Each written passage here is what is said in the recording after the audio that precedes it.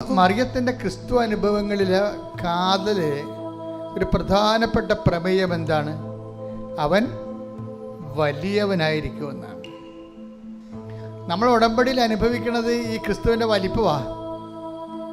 മറിയമാണത് ആദ്യം അനുഭവിച്ചത്. മറിയത്തിൻ്റെ വയറ്റിലിട്ട് വളർത്തി വീട്ടിൽ നിർത്തി വളർത്തി ആളാണ് ക്രിസ്തു.